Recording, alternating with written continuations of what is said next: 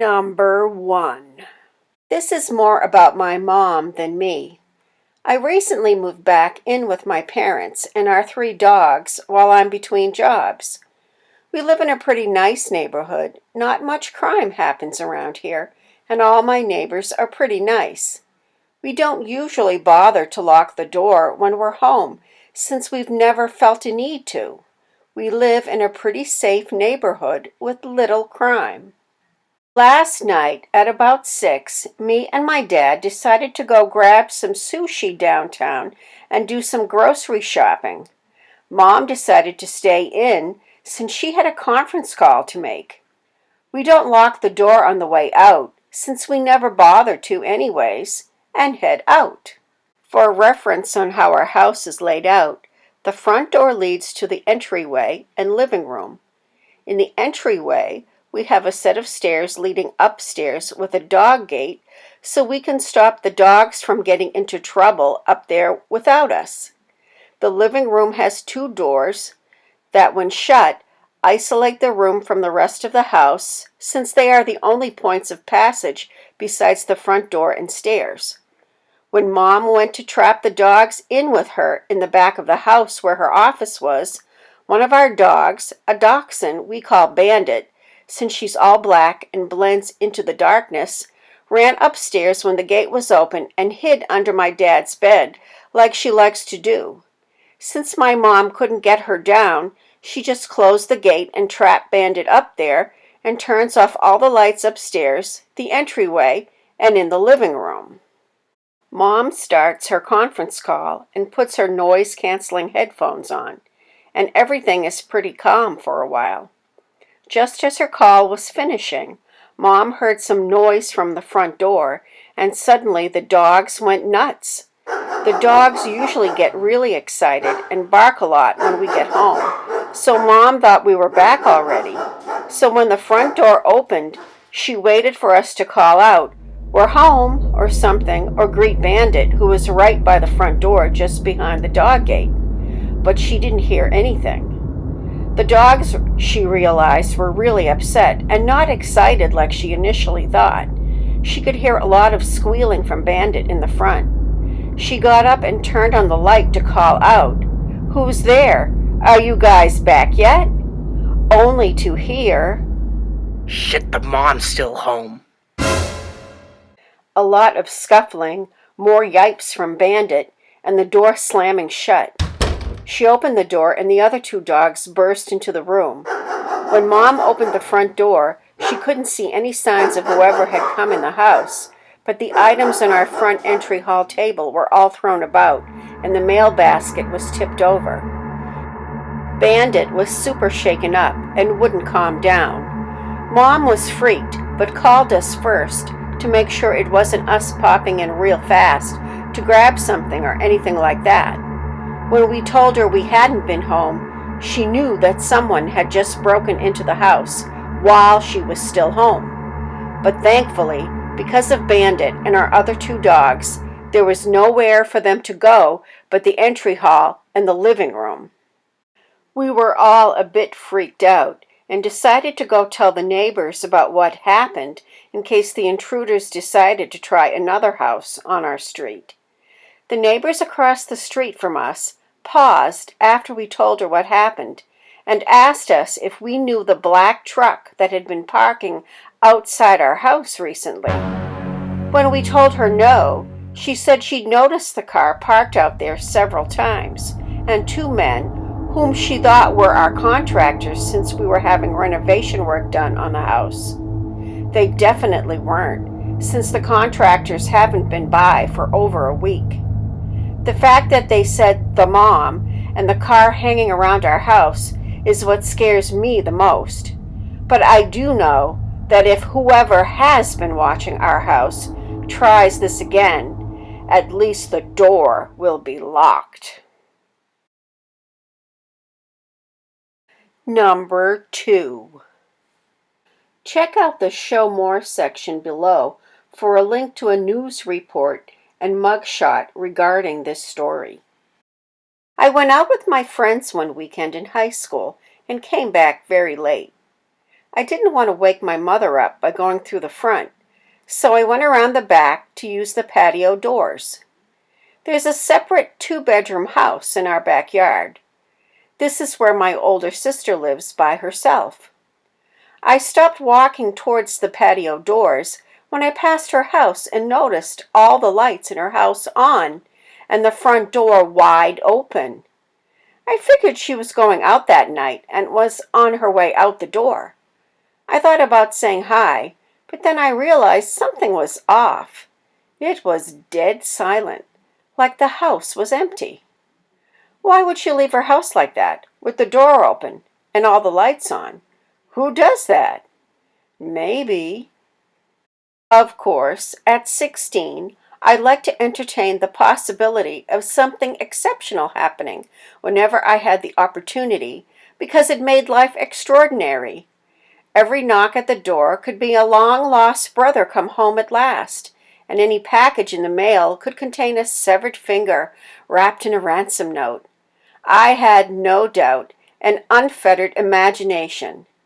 Into adolescence, I learned to not let it take over my life, especially in situations like this. But the silence was deafening, and all I could picture was a gloved hand struggling to stay cupped over my sister's mouth, a knife pressed to her throat. I kept every cell in my body absolutely still to better listen for movement, trying to drown out the symphony of crickets and other things preventing me from knowing what was going on. I reasoned that she probably left the house in a hurry or was in the main house, until I heard a very defined creak in the floorboards break the silence. Half a minute later, I heard another. Whoever was just out of my view wasn't walking. They were sneaking, aware someone else was there. I stayed in the dark, avoiding the spotlight created by the light coming from the doorway. I pressed flat against the side of her house and peeked my head in through the doorway. I caught a glimpse of the figure moving into the other room just as I peeked in, certain only that someone was now in the guest room, waiting for me to move. My rational voice suggested that it was one of her friends, drunk and in the mood to play games with a teenager's imagination. Knowing someone was hiding in the dark in the room next door would terrify any rational human being, but I blame the feeling of invincibility that comes with youthful naivete on why I decided to actually step into the house, believing that this was the big Hollywood role I was destined to play. I was the star in a slasher movie. I couldn't die because the filmgoers still wanted to see me running, hiding in closets, crying, unmasking the killer, and delivering a witty quip before blowing the killer up with 7 tons of TNT or something, i.e., even if it was dangerous, nothing was going to happen because it was happening to me. The floorboards were creaking louder, almost as if on purpose, as I sneaked up to the guest room. Whoever was in this room knew I was in there and coming for them. The guest room door was open and the lights were off. I could only see darkness and my own silhouette, sharp and black against the light coming in from the guest room. The sight of myself and how revealed I felt seized my every inch. I shrunk, expecting to see the silvery glimmer of a knife in that unforgiving darkness. They knew where I was standing now, at least, I thought. I expected to die any second, so I did not move. I just scanned the dimness in a frenzy, eyes maddeningly wide, in what was maybe 10 seconds standing in the doorway, paralyzed by the idea of someone staring back at me, hidden in the dark. I had felt an hour pass. Nothing had happened. All my blood was still accounted for, so it was my move. I didn't dare take my eyes off the dark, so I felt along the wall for the light switch. My hand shook so much that I almost laughed. I was so wrong for thinking all those slasher film victims were overacting. You really do panic in the face of death and lose control of what you do. I had never felt so immersed in the unknown. I found the switch and flipped. I saw movement and closed my eyes, bracing myself, and then heard the whirring of the ceiling fan. The second I processed that it was the fan moving, I felt like the child that runs to his parents' room about seeing something under the bed. This situation was, almost too soon, something I could handle. Anybody who was in this room was hiding, scared of me, and therefore cowardly and not a match. Even better, I hoped it could be someone playing a joke. I turned the light on. It was time to stop playing around. Nothing. Awesome. What the hell is wrong with me, I thought. But then I felt my knees go weak, thinking about the shutter closet. It was immediately to my left, and the shutter door was open, so I couldn't see in it from the doorway. I took 2 steps forward, head turned. I see feet. He sees some part of my body, at least. There is another man in this room with me, and we are about to make eye contact, I thought. I didn't stop to think about how dangerous a person wearing sandals could actually be. My demand for closure prohibited it. His eyes were wide and watery from trying to see in the dark, just like mine. Like a mirror image, we both jumped and scanned each other's appearance, relaxing that the other was, at the very least, a person. His arms were flat next to his sides, head tilted back, seized in fear like I was. I assumed he wasn't a burglar. At least he certainly wasn't dressed as one. He had on swimming trunks and a tank top, a towel around his neck, and flip-flops, which is why I probably stuck around thinking it was my sister's friend or something. "What are you doing here?" I asked. It took him a second. Nothing, man. I was dying of thirst, so I came in here to get some water. He said like a child caught in the dead of night with his hand in the cookie jar. For some reason, but probably just to stall, I asked the same question again, and he repeated the same answer. I looked down at his hands. His fingers were black the way car mechanics do after handling grease all day. I looked back up at him and just mouthed, "No, no, flight." Here it was. I wanted it so bad. Here it was.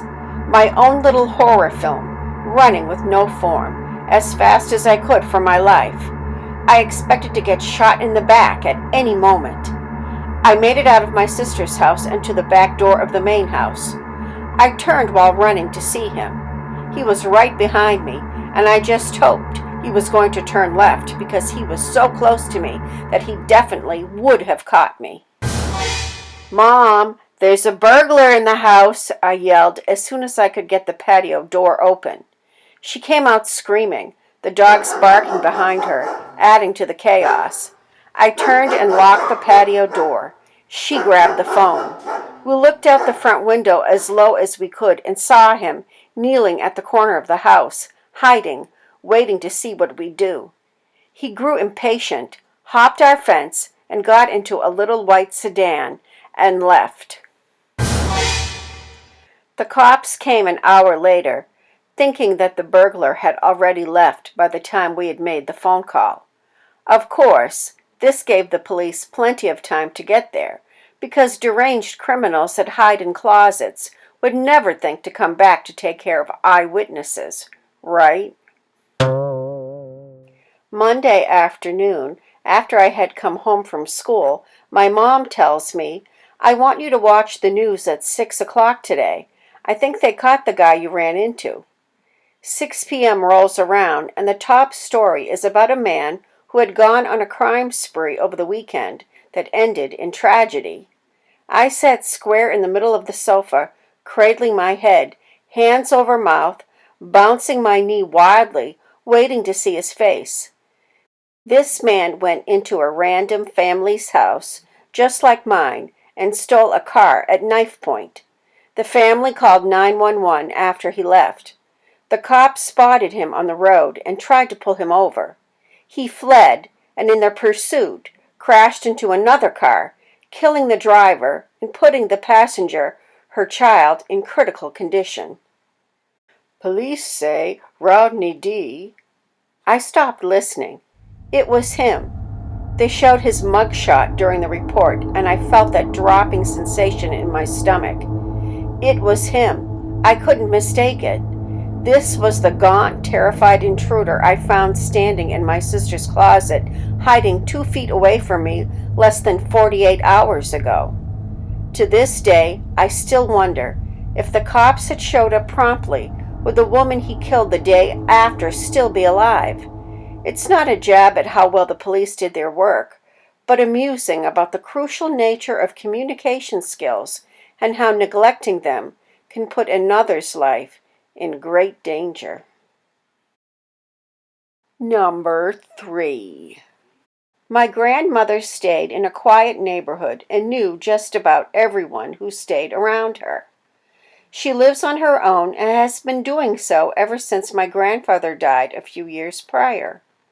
My mom worked all day every day, my aunt lived in another country, and my uncle had a very busy job, so she didn't get to see any of her family that much, except me. Every day after school, I would go over and visit her until my mom finished work at 6 o'clock, and I would stay overnight with her on Wednesday nights. When I was over at her house, she would tell me these stories that I used to find really creepy. One time, she told me that while she was in the kitchen making breakfast, she heard the sound of the back door handle being fiddled with. Now, my grandmother's back door is see-through, so you could clearly see outside, but when she turned around to see who was there was no one. Another time, she said that when she was in bed sleeping, she heard the sound of men chattering, and she said it was so loud that it sounded like they were in the house. She also said she heard creaks in the floorboards and footsteps upstairs, and when she got up in the morning, she thought her furniture and ornaments looked out of place, and she always says that her food is getting eaten so quickly. I kind of just brushed off most of her stories, because even though she was 75, she still had a wild imagination. Anyway, back to the main story. This happened during one of the nights I was staying over with her. I always slept in the spare bedroom, which was right next door to hers. I went to bed around 10:30, and my grandmother did the same at around 11:15. Once I got into bed, it took me around 10 minutes to drift off to sleep. I woke up in the middle of the night at about 2 o'clock and needed a glass of water. I then quietly creeped downstairs to get one. When I got to the kitchen, I saw something which made my heart drop suddenly. The back door was lying wide open. Trying to come to relief, I thought it was maybe my grandmother getting some fresh air, but why at this time during the night? I was shaking heavily now, and then just ran up to wake my grandmother and tell her what was going on. We both froze inside of her room, as we heard the sound of men talking downstairs. I then realized that this was the same chattering noise that my grandmother was talking about for months. She quietly told me to grab her phone and call the police. As soon as I did that, though, we heard the sound of men's footsteps thumping upstairs. My grandmother let out a hellish scream. Ah! We then shut her room door and threw heavy stuff in front of it to stop the men from trying to get in. A few seconds later, as we expected, one of the men tried the door handle to the room as we heard the other one walking around in the spare room where I slept in. The man trying the door then shouted, "If you don't open this door right now, something very bad will happen." My grandmother yelled at them that the police were on their way, and then she told me to escape through the window and run to her next-door neighbor's house to call the police. When I got there, I told them what the current situation was, and they dialed 999 immediately. The police came in 10 minutes and searched the house, but only found the back door was lying wide open again. I explained to them that when I went down to the kitchen for a glass of water, I saw it also like that, but no sign of anyone. It turned out that my grandmother left it unlocked at night in case something happened to her and the neighbors could get in easily to help her. She can be a very pessimistic woman at times. After some investigation from the police, we found that those men were homeless and came into my grandmother's house every night for about 3 months and had somehow found out that she kept the back door unlocked before going to bed. They had eaten her food and stolen some jewelry from the spare bedroom during one of the nights. But this is the most chilling of all. The police found 5 photographs lying on the grass in the yard. One was of the back door, the other was of the upstairs hall, and the other was of my grandmother's face. She had her eyes shut and her mouth open, and on the photograph there was something written in pen. It said, "Our pretty lady." I then realized that in the photograph it was of my grandmother sleeping in her bed. And we then found out that they were taken on my grandfather's old camera, and there was another 2 photographs of her, and she was sleeping in them again. These men were not only in my grandmother's house, but at night were inches away from her face, taking photographs of her. I just could not believe what was happening. The police questioned me and my grandmother to try and figure out what these guys looked like, but we both had no idea whatsoever. After all of that, my grandmother always locked her back door at night until she moved in with me and my mom a week later and stayed with us for about 3 months, and then after that found a small house across town. A few days later, me and my mom were in town and bumped into one of her neighbors, a middle-aged woman called Yvonne. Yvonne seemed nice, and she just talked to my mother, asking how my grandmother was getting on in her new house. She then asked for her new address, saying that she would go down and visit sometime. After talking to her for around a minute, we then went home. It must have been around 2:30 in the morning when my mom received a call from my grandmother.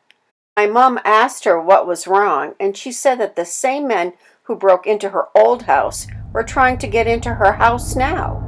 My mother panicked and told her that she was calling the police. When the police arrived at my grandmother's house, they finally caught them. As far as I know, they got sent down for a long, long time. Anyway, after sitting with my grandmother in her living room for about 2 minutes while the police inspected the outside of the house, they gave an all clear and thanked us for calling them. My grandmother was really shocked at how the men knew her new address, but seemed to forget about them as they were finally arrested. Me and my mom stayed at my grandmother's house that night. In the morning, my mom and grandmother were talking in the kitchen, and my grandmother was crying a little, still getting over what happened. My mom then told her about her neighbor, Yvonne, and how she said she would call in to see her sometime. My grandmother's weeping face suddenly turned into a happy and cheerful one as the words exited my mother's mouth. She then explained that Yvonne was one of her neighbors, that they used to always talk on the street and were good friends for some time. After a couple of hours later, 2 police officers came to my grandmother's door and said they needed to tell her a few things and ask some things too. They said that the homeless men told them that they had gone knocking and begging for food at the door of a woman who lived at number 8 on her street, and she had told them to go to my grandmother's house instead because the back door was always open. My grandmother's face went pale. While me and my mother watched in fear, she explained to the officers that that was Yvonne's address, and they must have been mistaken. Then I realized she told all of her neighbors that she had left the back door open in case something happened to her and someone could easily get in and help her. In a matter of seconds, it felt like someone took a sharp knife and stabbed me in the stomach. The police then thanked us for our time and told us that they were going to question Yvonne. My grandmother still didn't believe that Yvonne could have done something like that, but in fact she did, because the next day the police called my grandmother and told her that Yvonne had been arrested. She apparently confessed to everything and told the police that she was scared and didn't know what else to do. We then found out that she also got in contact with the men after she met me and my mother in town and told them my grandmother's new address. When my grandmother found out, she wished death upon her. I absolutely do not blame her at all. It just really shows you, no matter how nice people can be and how friendly they may seem, you can trust no one. I really do hope Yvonne rots away, because all of those months of distress for my grandmother was caused by her. CreepyMina here of the Worst Nightmare channel. I hope you enjoyed those 3 stories of women's encounters with burglars. I need some help.